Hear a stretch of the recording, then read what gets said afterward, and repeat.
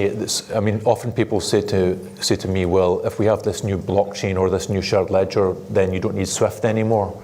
Internet of value at Ripple, we're thinking much bigger than just cross-border payments. It's kind of like Amazon with rare books in the early days. Just this market happens to be a $10 trillion market. We are at a historic turning point. Said in the past that you are doing for money what email did for communication. Moving the whole revolution forward.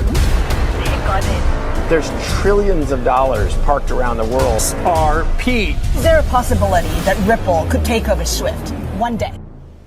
Welcome back, ladies and gentlemen, to another episode of 24 Hours Crypto. Let's go right in today's video. This is nuts. I cannot believe we missed this. Why is nobody talking about this? Remember Project Agora? Well, guess what? They're asking for help. Yes, this is crazy.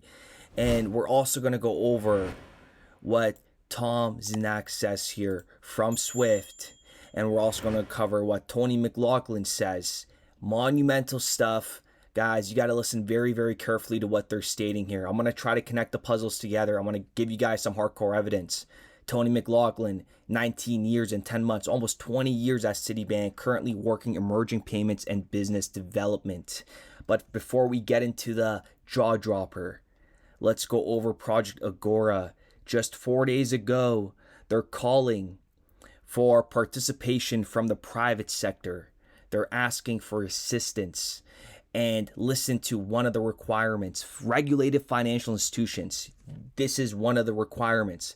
Applicants must be financial institutions, including but not limited to commercial banks, deposit-taking institutions, and FMIs, or critical service providers in the payment ecosystem. For example, international payment network institution in both categories must be subject to appropriate and effective regulation, regulatory oversight mechanisms, and or supervision in the jurisdiction of at least one of the participating central banks. This is crazy because Ripple is regulated. Ripple can participate in this, and don't be shocked when the news comes out that Ripple actually is participating in this.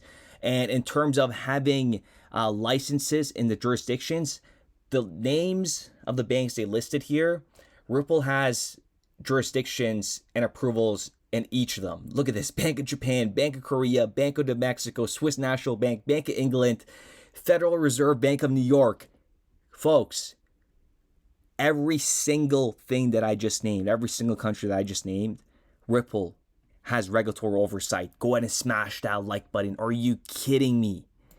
And then they state the specific project objective is to test the feasibility of a multi-currency ledger for cross-border payments and to build a prototype based on use cases. Take a deep breath. That was a lot to take in.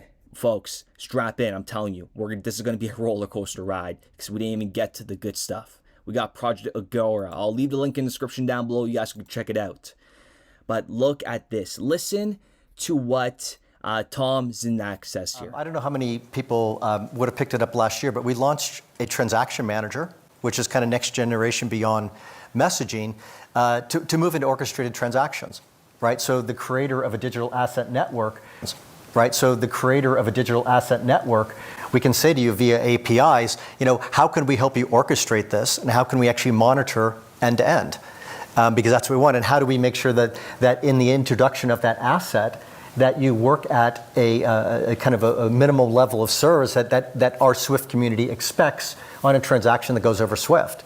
So we now have the capabilities, and we're now directing traffic in some cases a part of the ISO 2022 migration that's happening now across the industry. We have the ability to orchestrate. And so we can sit with these creator of new digital assets and say, what can we do to help you with? And so we can sit with these creator of new digital assets and say, what can we do to help you with our network reach, with our secure messaging? Every message that goes across the Swift network is signed. In terms of ISO 20022, okay, keep into consideration that Ripple is a part of this registration management group member list. And RippleNet is named. The only one, Stellar's not here, Algorand's not here, CLS is here. But CLS doesn't have a settlement asset like RippleNet does, which is very, very important.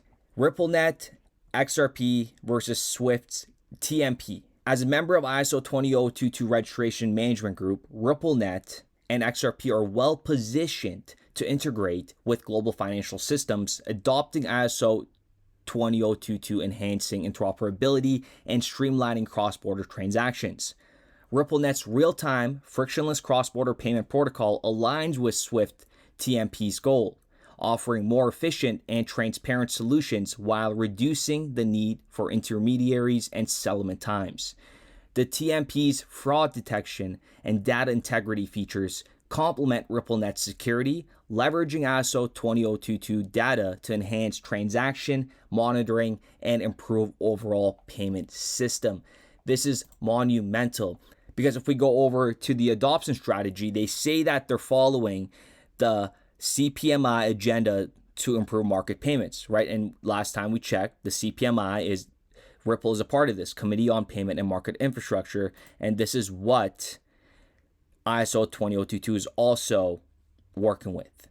And it gets pretty crazy here because when we go over to what Tom said in regards to Transaction manager. Take a look at this. It says no effort will automatically begin routing traffic onto Transaction Manager, as he stated. So as long as you're compliant with CBPR+, you'll be able to benefit from all it has to offer. Get ready for this because the CBPR+, you know who's compliant here?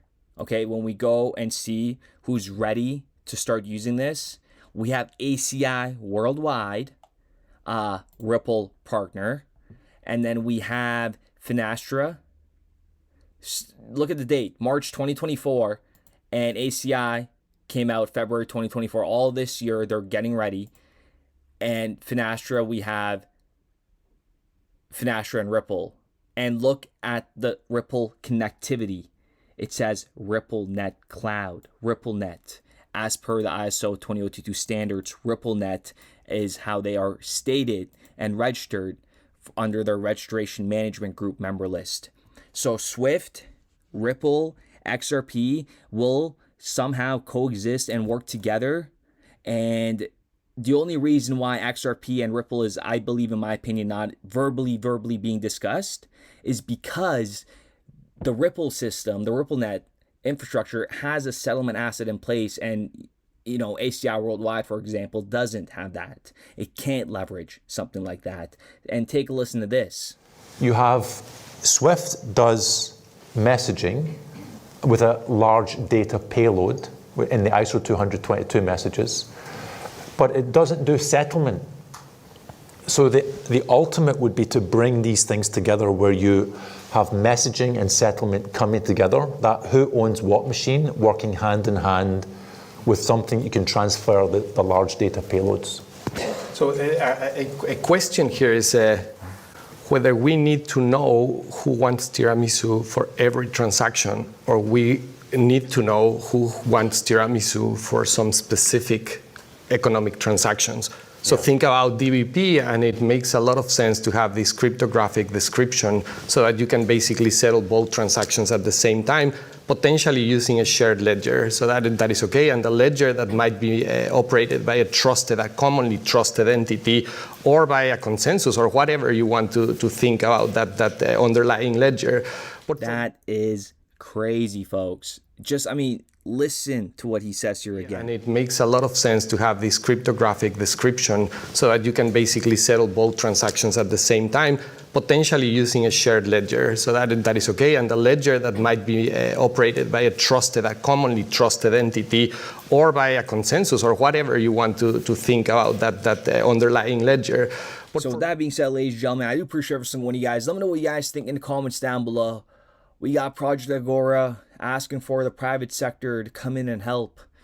And I can't believe the fact that they said you need to have regulatory oversight in these, areas. And wow, that's all I got to say. I can't believe it, because Ripple has oversight in every single one of these. And what are the odds that the BIS picked this, right? Let me know what your thoughts are in the comments down below. Go ahead and smash that like button. It's completely free. Share this video. We were trying to hit 70,000 subscribers.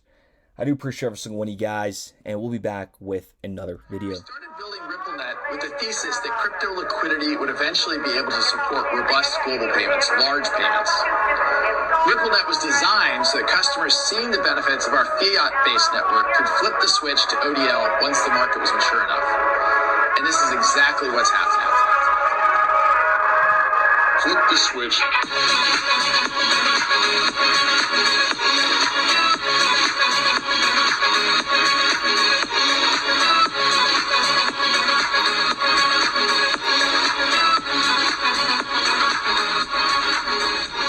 I think what we're building has, it's solving a real problem.